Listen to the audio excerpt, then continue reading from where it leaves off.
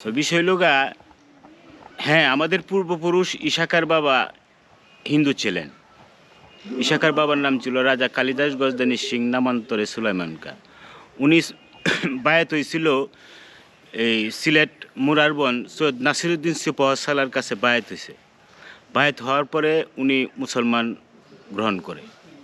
তো এতে তো কোনো দোষ করে নাই। পরে উপরন্তু মুসলমান জাতির জন্য আরও গৌরব যে হিন্দু থেকে একটা লোক, একটা জমিদার, একটা রাজা আইসা মুসলমান হইয়া এই আমাদের মুসলমানের ধর্ম গ্রহণ করছে। এতে তো আমাদের মুসলমান যারা আছে এদের গৌরববোধ করা মনে করি আর কি আমি। যেমন আমি একটা কালকে টিভি চ্যানেলে একটা নাটক ইশাকার স্বর্ণাময়ীর একটা ইতিহাস মানে নাটকের মতো করছে দেখলাম।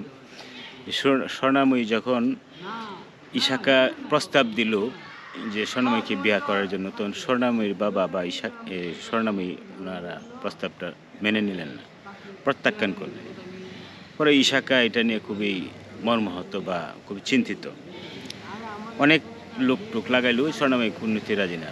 কিছুদিন পর স্বর্ণাময়ীর বাবার জমিদারি স্টেটের উপরে যখন মোগলের পক্ষ থেকে আক্রমণ আইল, মোগলরা এই স্বর্ণাময়ীর বাবার চাঁদ রায়ের জমিদারি স্টেট কাইরে নিল। নেওয়ার পরে তাদেরকে বন্দি করে ফেললো। তখন স্বর্ণাময়ী পলায়া ইশাকার কাছে আশ্রয় নিল। তখন ইশাকে আয়সা বললো যে ইশাকা, আপনার কাছে আপনার প্রস্তাবে আমি রাজি, আপনি আমাকে বিয়ে করেন এই মুহূর্তে এখন। তখন ইশাকা বললো যে না, আমি তোমাকে এখন এই মুহূর্তে বিয়ে করতে পারবো না। আমি যখন প্রস্তাব দিয়েছিলাম তোমার বাবা তুমি রাজি হও নাই, এখন আমি বিয়ে করতে রাজি না। তবে হ্যাঁ, বিয়ে করার একটা শর্ত তোমার জমিদারি বা তোমার বাবাকে এখান থেকে উদ্ধার করে পরে তো তোমাকে আমি যেভাবে বিয়ে করার এভাবে বিয়ে করে নিয়ে আসবো। পরে এভাবেই হইলো আর কি। এই পর্যন্ত দেখে আমি একটা কাজে গেছিলাম আর কি।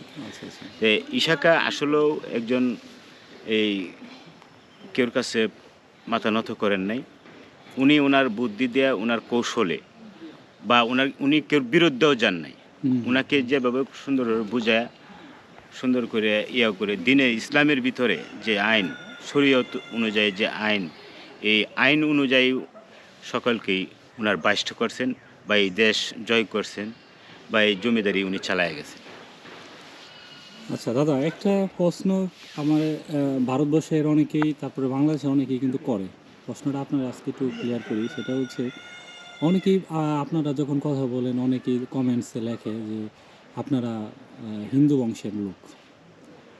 তো মানে জিনিসটা আমার কাছে খুবই মানে লাগলো যে একটা মানুষ মানে এত কিছু করলো দেশের জন্য, শেষ পর্যন্ত তাকে এই ধরনের তাদের ফেম বংশধরকে এমন একটা তকমা দিল যে হিন্দু বংশের লোক। হিন্দু বংশের লোক হইতেই পারে, এটা তো মানে হিন্দু বংশের পরে যদি সে ভালো মুসলমান হয়ে যদি ভালো কাজ করে, এটা তো আমি মনে করি কোনো মানে লজ্জার কিছু না, এটা তো গৌরবের বিষয়। তো আপনার কাছে এই বিষয়টা কেমন লাগে এটা যখন আপনারা শুনেন? বা বিষয় লোক অনেকে অনেক কিছু বলে, অনেকে অনেক কিছু ইতিহাস সম্বন্ধে জানে না, বুঝে না, আন্তাজি কথা বলে।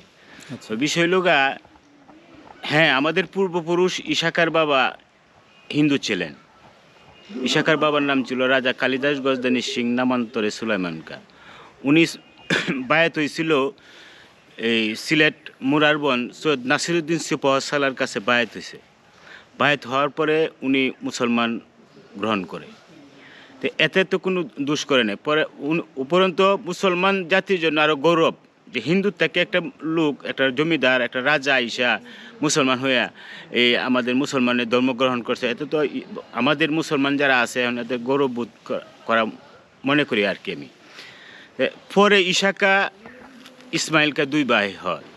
এই সৈয়দ নাসিরুদ্দিন সিপাহ সালার ভাইয়ের মেয়েরে ইশাকার বাবা শাদি করার পরে ইসমাইলকা ইশাকা দুই ভাই হয়।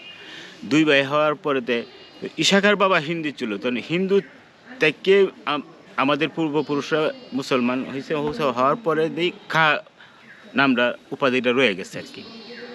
এর জন্য আমরা হিন্দু না, আমরা মুসলমান, প্রকৃতপক্ষে মুসলমান। এও কি একজন আল্লাহর অলির হাতে বায়াত হইয়া মুসলমান হয়েছি আমরা।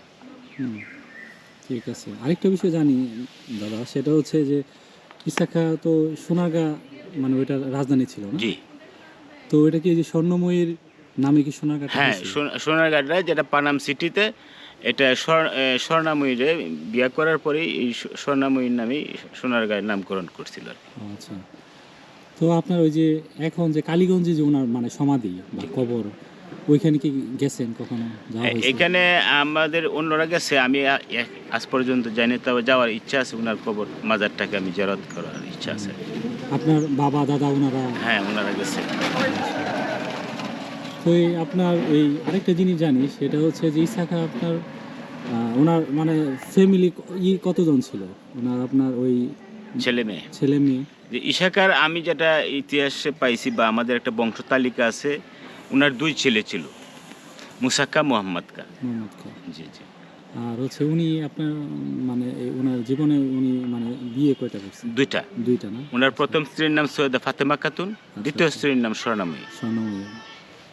ও।